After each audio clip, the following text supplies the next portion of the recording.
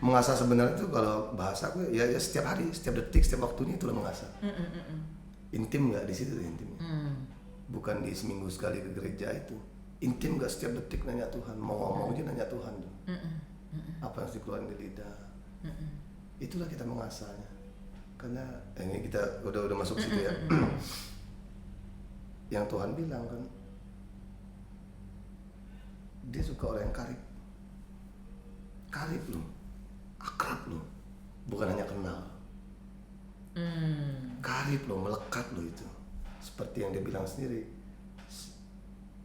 dia pokok anggur, kita ini rantingnya. Lengket loh itu, dengan semua pertumbuhannya. Tidak terpisahkan. Tidak. Kalau lepas, kamu tidak bisa berbuat apa-apa. Firman kan gitu. Betul. Nggak bisa berbuat apa-apa, mau harus lengket. Tapi kenapa kita suka lupa ya itu ya? Bukan kita lupa Kak. Tuhan tuh setiap detik tuh nyamperin kita buat ngasih tahu. Kita abaikan dia. Karena ya ini kemarin aku banyak bedah ini juga ya. Aku ini salah satu yang observasi itu banyak hal ini. Kan kita tahu kita ini ada 3. Tubuh, jiwa, roh. Tubuh ini kan jelas nih. Kelihatan. Tubuh lah dirasakan sangat jelas. Jantung mungkin nggak kelihatan tapi jelas lah jantung. Tubuh. Jiwanya pikiran, perasaan. Jiwanya ya psikologi itu pikiran lah ya. Jiwa lah, alam jiwa. Emosi. Kehendak pun alam jiwa. Ya, kehendak itu alam jiwa. Bahkan aku boleh katakan hati nurani pun alam jiwa. Empati itu alam jiwa masih. Nah, yang roh ini banyak orang nggak tahu. Apa itu roh? Roh ini kan susah dijelasin nih. Roh ini orang sering tertukar dengan alam jiwa. Padahal itu 2 hal yang berbeda. 2 hal yang jauh sama bedanya alam jiwa dengan alam tubuh tadi. Sangat bisa dibedakan. Jiwa sama tubuh kan nggak bisa beda. Otak dengan pikiran kan bisa dibedain. Itu kan karena kasat mata. Maksudnya tubuh kita bisa lihat ya tubuh. Jiwa, oke. Pikiran kan kasat mata juga, tapi kakak bisa tahu dong. Iya. Bisa kan bedain otak sama pikiran. Betul. Pikiran itu nggak ada bentuknya. Otak fisiknya. Fisiknya. Nah, roh itu pun gampang membedakannya segampang itu maksudku. Kalau kita tahu. Nah, cuma yang roh ini kita harus hidupin bersama Tuhan baru kita bisa belah. Makanya Tuhan bilang dia memisahkan. Nanti antara roh, jiwa dan tubuh. Roh, jiwa dan tubuh. Yeah. Kalau bagi orang, terus gimana cara membedain? Pepet dulu Tuhannya. Jadi tidak otomatis. Enggak dong, kalau kan kita harus latih dulu kitanya. Kayak kitanya yang belum bisa nangkap dimensi roh, ini dimensinya. Kitanya yang belum masuk soalnya, gimana mau misahinnya? Kalau kita belum masuk, berarti bagaimana kita berbahasa roh ya? Ya, kalau bahasa roh itu ya, kalau bahasa roh yang sebenarnya nih ya, bahasa roh sebenarnya, ya nggak bisa. Kita berekspresi dengan roh itu nggak bisa. Boro-boro berbahasa roh, kita hidup mengandalkan roh apa enggak kan enggak. Cuma hidup aja gitu. Ada rohnya hidup gitu. Kalau misalnya dikasih contoh yang konkret gitu loh, hidup di dalam roh itu. Nah ini kan, ini nih yang sering orang bingung juga nih. Saat kita masuk dimensi roh, bukan berarti kita keluar dari jiwa, keluar dari tubuh. Sama saat kita berpikir, bukan berarti kita keluar dari tubuh kan, dia berbarengan. Kita menghidupi 3-tiganya. Gampangnya gini nih, sering banyak sekarang udah banyak lah pendeta mengerti ini dikasih hikmat Tuhan. Kita ini justru sebenarnya makhluk roh yang punya jiwa tinggal dalam tubuh. Kita ini merasa terbalik sekarang. Kita ini makhluk tubuh yang punya jiwa dan punya roh. Jadi akhirnya kita kesulitan ke roh tuh. Sekarang kan itu tuh level heartnya udah tuh baru masuk. Kebalik. Justru dasarnya kita ini makhluk roh yang punya jiwa tinggal dalam tubuh. Ini kalau kita berbicara, boleh ya? Saya bolak-balikin udah kayak bintang kemana. Kalau kita berbicara reinkarnasi. Nah, reinkarnasi ini yang mana dulu nih yang dimaksud? Kakak mau maksudkan yang mana nih? Ya ini bingung nanyanya. Kalau seperti reinkarnasi kan kepikiran secara logik orang umum nih. Ya, dia reinkarnasi tuh. Nah, itu berarti rohnya. Ini supaya orang kita tuh berbahasa di mana yang mendengarkan tuh mengerti tuh. Atau nggak bisa begitu ya? Nggak bisa pakai. Enggak, jadi misalnya kalau kita udah meninggal terus lahir lagi nih. Lahir lagi itu kan rohnya kan, not jiwanya, rohnya toh. Lahir lagi jadi manusia lagi nih maksudnya.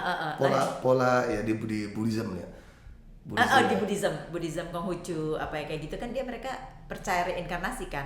Ya ini nggak bisa dipakai sih. Nggak bisa dipakai. Ya kan ini kan pakai keyakinan si Kristen. Lewat ya. Iya. Kristen aja deh gitu. Ya nggak bisa sih. Ini kan nggak universal. Nanti menggabungkan agama. Iya. Susah juga gitu ya. Kalau mungkin menurut mereka iya begitu. Ya. Si spiritnya. Spiritnya yang kan? masuk ke fisik yang lain. Karena fisiknya kan yang berubah kan. Iya. Bisa jadi babi, jadi semut. Betul. Ya, artinya spiritnya sama.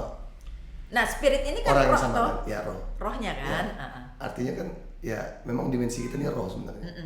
Nah, ya sebenarnya saya yang mau tanya adalah dimensinya sama kan. Ya. Itu kita berbicara mengenai roh.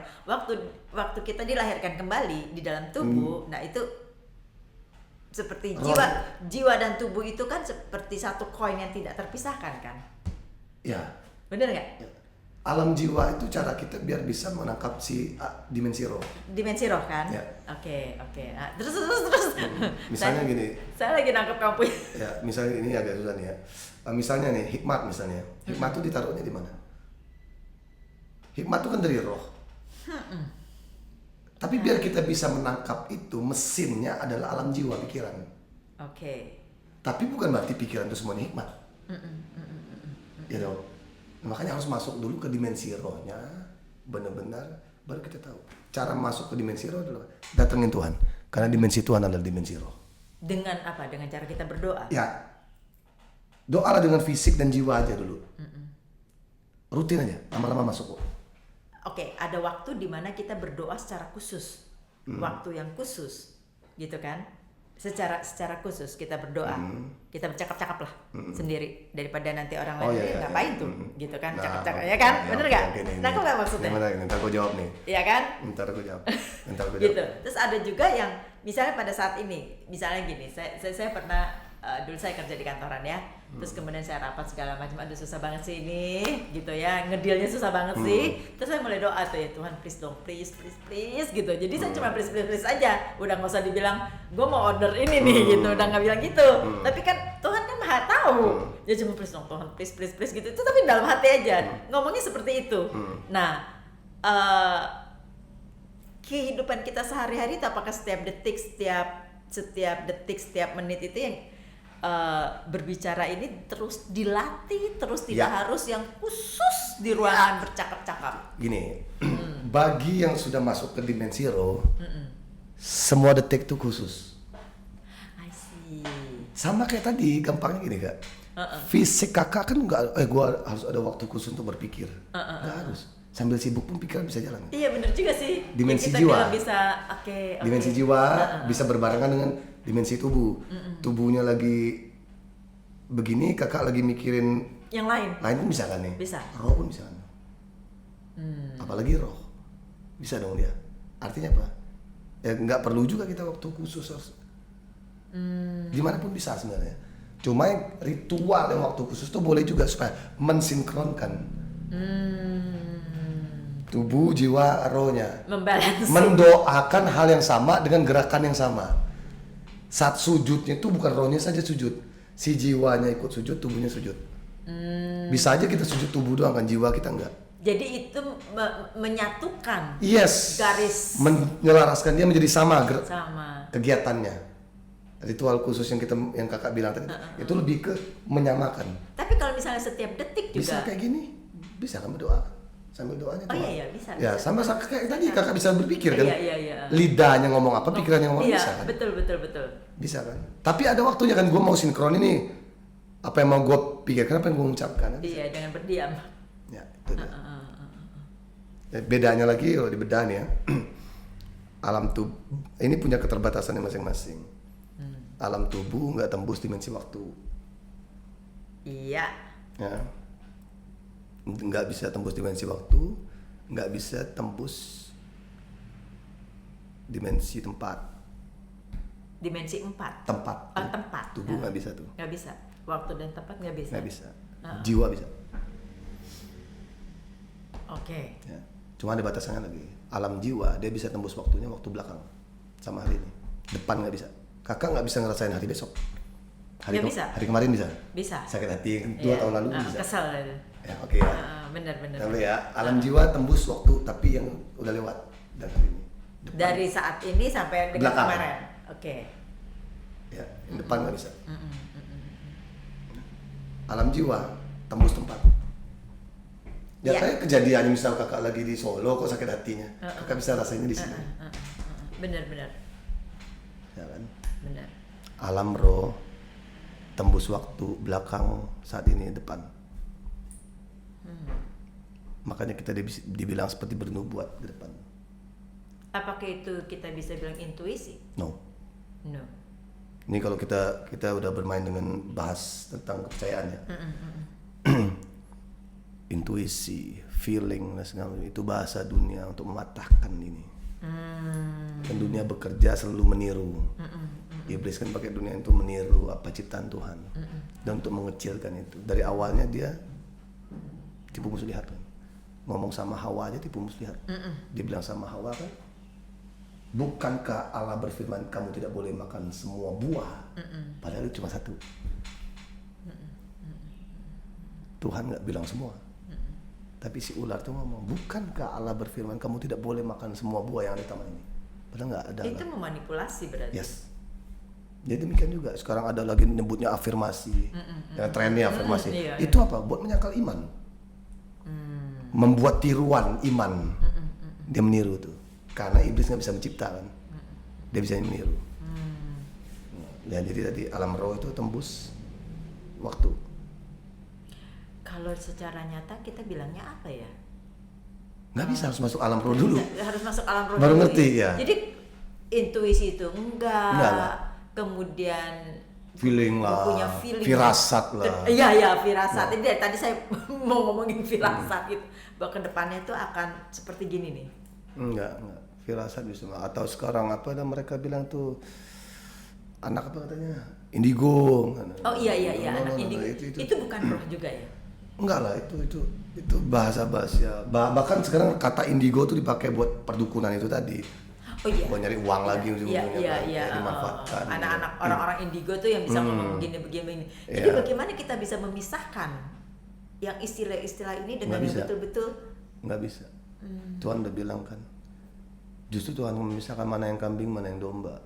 Kalau kita kan dibilang nih, domba-dombaku mendengarkan suara. Kalau yang nggak dengar berarti udah bukan domba. Karena Tuhan bicara kepada semua orang. Iya. Kalau yang nggak dengar berarti dia bukan domba, kambing. Karena domba-dombaku mendengarkan suaraku. Jadi sangat berhati-hatilah kalau kita sampai nggak dengar itu. Jadi kita apa yang harus kita lakukan supaya kita bisa mendengar? Begini ceritanya. Kan ini kepala kita tuh, otak kita tuh sama seperti sekarang algoritma yang ada di TikTok gitu ya, kemana-mana nih frekuensinya gitu kan. Nah sekarang bagaimana kita bisa tahu bahwa ini roh loh, ini Tuhan loh yang berbicara di antara kerutan yang ada saat ini, misalnya gitu. Bagaimana kita punya, kembali lagi, bagaimana kita punya rasa ya, feeling, berarti kita mesti ada feelingnya dong. Atau kita bagaimana kita membedakan nih, kita lagi roh kita lagi kita bercakap-cakap nih gitu. Ya itu tadi, ini nggak bisa diomongin logika kalau orangnya nggak karib. Oke. Dia harus karib dulu nih, harus karib. Bagaimana aku berbicara tentang pikiran? Kalau kita bicara sama misalnya orang makhluk yang tidak punya pikiran, misalnya hewan kan cuma punya insting nih. Ya betul. Ya dia nggak punya pikiran, tapi dia punya otak. Terus bagaimana kita menjelaskan tentang pikiran ke dia? Nah, sementara kita dikasihnya 3. Nah, ketika orang tuh masuk ke roh, kita bedah nih, pasti nangkap. Kakak pasti nangkap ini sebenarnya, nangkap ini ya. Tandanya apa? Tetap yang aku bilang tadi, hikmat itu di dalam roh. Tapi mesin kita yang bisa nangkap tuh alam jiwa. Kakak bilang, pasti kan di feeling nih. Iya, itu mesin yang menangkapnya. Tapi bagaimana jalannya ke situ? Bukan, bagaimana kita bisa membedakan ini dari feeling yang dari Tuhan atau feeling yang dari dunia? Karib. Si sumber rohnya itu. Dan hebatnya lagi, betapa luar biasanya dia baik sama kita. Dia bilang lagi, selain roh kita nih, dia menaruh rohnya dalam diri kita. Rohnya loh. Dari awal penciptaan, dia hembuskan rohnya. Jadi bukan hanya roh kita loh. Artinya, kita bisa tanya ke roh dia sendiri yang ada dalam diri kita. Ini suara kamu bukan Tuhan. Kenapa nggak diajak ngobrol? Makanya gue bilang setiap detik, setiap waktu ini harus ditanyain. Dengan begitu kita lebih sharpen ya, lebih tajam ya. Ya, tapi memang harus dilatih. Karena apa? Jiwa kita kan belum terlatih tadinya. Iya. Si feeling kita ini belum terlatih, kita sebut intuisi lah. Iya. Ininya belum terlatih. Tapi ini feelingnya feeling benar-benar yang bahasa ini yang bicara, Ya. atau feelingnya dia nih, ya, Ano nih. kalau roh kita tahu mana yang roh Tuhan bilang A itu A. Tapi bagaimana kita? Nah, si feeling ini kan nanti Ya, kan. Apakah ini karena gua ke distract sama dunia ini? Ya, nah itu dia. Ya, dilatih supaya si alam jiwanya ngikut, sinkron. Saat kamu bilang melatih itulah yang karib itulah yang Karib, harus ya. tiap hari. Tiap hari, tiap detik, tiap detail. Kenapa ya kacamata si Ano ngadepnya ke gua? Kenapa mic ini? Kenapa Tuhan? Tapi hanya sama Tuhan. Tapi ada satu hal lagi yang saya mesti. Berarti kan orang tersebut mesti kritis banget. Perlukah orang yang kritis seperti Menurutku itu? itu bukan kritis. Kritis Yang beda. mencari tahu terus. Ya, kan? mencari. Itu bukan kritis, mencari Bukan tahu. sih menurutku. Justru dia pengen tunduk sama Tuhan. Dia nanya terus sama Tuhan ini. Dia sedang tidak mendebatkan Tuhan. Justru dia sedang nanya ke Tuhannya, dia mau nunduk. Jangan sampai setiap detik dia sia-sia, tidak sesuai dengan Tuhan. Kenapa aku bilang harus ngobrol sama Tuhan setiap detik, setiap waktu? Karena kita kalau tidak ngobrol sama Tuhan, berarti kita ngobrol sama siapa? Sebelahnya. Ya, berarti kita ngomong sama si jahat. Iya. Karena tidak ada sebenarnya ngobrol sama diri sendiri itu nggak ada, Kak. Nggak ada. Sebenarnya ngobrol sama diri sendiri itu tidak ada. Sering gue bilang sama Kalina, sama timku juga, ngobrol sama diri sendiri artinya ngobrol sama iblis. Pilihannya cuma dua, mau ngobrol sama Tuhan apa ngobrol sama iblis. Nah, iblis ini sering tadi bikin tiruan, seakan-akan ngobrol sama diri sendiri. Makin bertapa orang di gunung, makin gila dia. Kalau dia nggak ngobrol sama Tuhan. Karena ngobrol sama Tuhan itu kan tambah diem dong. Ya bisa begini, kita ngetik, aduh ya Tuhan, ini kenapa begini ya? Ini kayaknya harus begini dah. Jadi secara nggak sadar kita pasti lain orang ya. Tapi kadang-kadang kan kita sembari mikirnya udah kemana, terus kita seakan-akan ngobrol sendiri nih. Itu kan, aduh. Tapi nyebutnya ya Tuhan, ini kok kenapa begini. Ya, ngobrol itu sama Tuhan tapi bukan Iya. cuma nyebut dia loh. Memang nanya ke dia, bukan hanya ngeluh. Berarti itu kan kalau kita bicara mau intimate terus begitu, berarti kan dengan tidak pada waktu yang khusus. Berarti kayak sekarang ini kita ngomong dalam hati udah ngomong ini. Bisa ngobrol sama Tuhan. Iya kan, bisa kan? Bisa. kesana. Tanpa harus meninggalkan ini. Iya kan? Iya benar. Ini otaknya kepala nih. Aduh abis ini Tuhan gini gitu kan. Ya. Nah, bagaimana kita mengetahui itu ya? Kayak balik lagi. Mungkin Sign-nya dari mana nih? Sign-nya apa? sign-nya dari mana? Ya, latih dulu tiap hari, Kak. Lama-lama Kakak tahu sign. Dia ada sign-nya itu. Pasti ada tandanya. Pasti. Dan dengan yakinnya Kakak nggak perlu mengayak lagi. Ini suara Tuhan. Bukan si pikiran gue, ini suara Tuhan.